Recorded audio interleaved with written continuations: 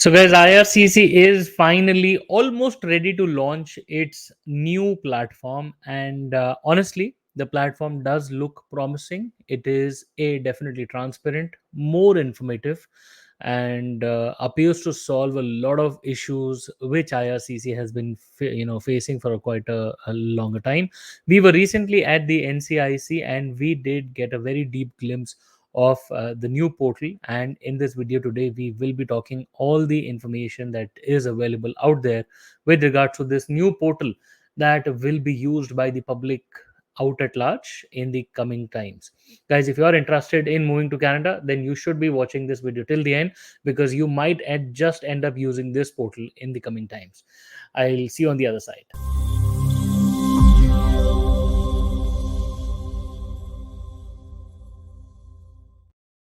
So, guys, welcome back once again. My name is Sahil, and I'm a regulated Canadian immigration consultant, and I practice here in Ontario. My office is here.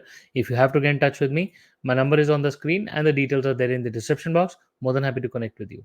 Before we proceed any further, please make sure that you hit the subscribe button and the bell icon, because we talk a lot about Canadian immigration. And if you are an aspirant of moving to Canada, then this is the channel that you must be subscribed to all the time.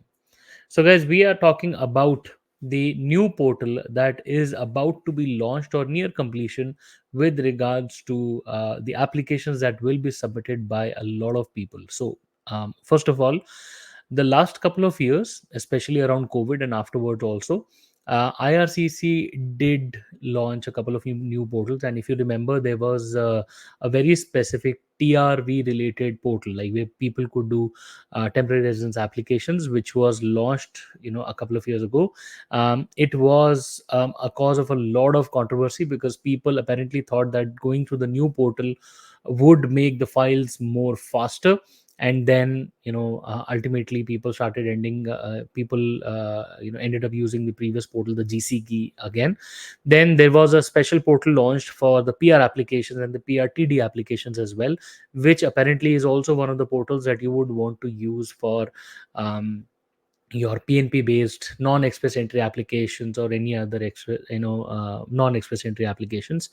Then people are also using trackers. So there are separate trackers that people use to um, it's just for getting information to see what's happening. Is there a request that has been initiated by IRCC? And apparently that is a very successful portal also. And then we have a separate ARP portal, like authorized representative portal, that is just for us.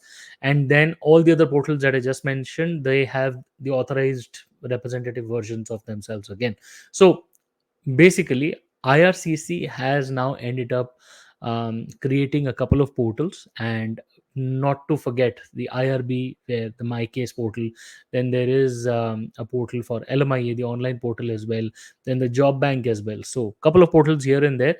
But at the end, if you look at last year's news, IRCC did give out a release in about July 2023, that they made an investment of approximately $85 million, and this was awarded to a country, and rather two contracts were given out under this particular announcement. That IRCC is working on a master portal where they will be giving out information for people to make it more transparent. So there are three total minimum aspects that IRCC wants to cover. They want to make it more transparent. They want to reduce the number of times people call IRCC to get any status updates. Okay, so that is the main perspective. Like they want lesser load on the call centers, and people should get more real time feedback as to what's happening. Is there a request? And also their GC key. So what's now happening is that whenever we use our ARP portals, our clients wait for information or updates from us, like and while we are busy doing all the other client applications, we cannot give them access, because our clients would have thousands of our clients, right? So say for example, if we do your file, you would not get our access, right? And you would have to wait for an update from us.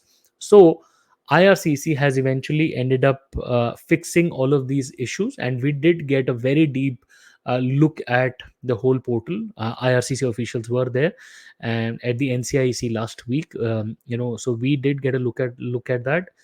Apparently, the new portal is now directly connected with the GCMS. So whatever's happening, where the file is located, whatever steps are going on, whatever stages are going on, will directly be reflected on the new portal. So that's the first thing.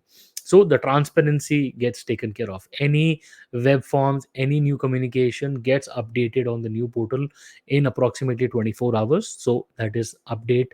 um, if your representative gets an update, the same update gets reflected on you. So ultimately, this particular new portal ends up reducing pressures on the follow-up times, status updates, any call center, IRCC call center updates, and more importantly, you can update your contact details, address details, real time on this new portal, and it gets reflected to IRCC within 24 hours, right? So this particular new portal is a more complex portal as we saw it, but it is still user friendly. IRCC is very soon going to start rolling this out under a pilot rollout for study permits, specifically to a couple of countries in a very small batch of study permit applications. And once that pilot project is successful, they will start rolling it out to the public. They've also talked about the migration of older applications which will be attached to a particular UCI number, and they will also be migrated to this new portal. Well, all of these, like I said, are a couple of promises. Again, by the end of this year or closer to the end of this year, we should start seeing the pilot being rolled out. It is still under final stages. Once we get hands on, we will definitely be bringing out the new screenshots and the new details. But for now, the new portal is almost ready for a launch, and the pilot run should be happening soon. And once that is done, probably around next year, you should be seeing the new portal, which is much more effective, transparent, reduces discrepancy of any information, real time updates, contact details. No need to call the portal for getting status updates, the contact center for any status updates and all. You can send your application related information on your portal, which is I in theory and in what we saw appears to be pretty much in line with what is required. But to get more hands on the functionality, once we use it, we will be able to comment better. Guys, so far this is the news, the latest changes that has happened in Canadian immigration. We will be coming out with a lot more videos very shortly, so please be sure to watch other videos also till the end. Parallelly, if you want to get in touch with us, our numbers are on the screen, our details are there in the description box as well. Please feel free to schedule a consultation and we would be more than happy to speak with you. Also, if you haven't subscribed to our channel yet, please do consider subscribing, hitting the alert button, because we do talk a lot about Canadian immigration. And if you are interested of moving here, this channel should be the ideal one for you. Guys, nice talking to you, and I'll see you on the other side. All the best.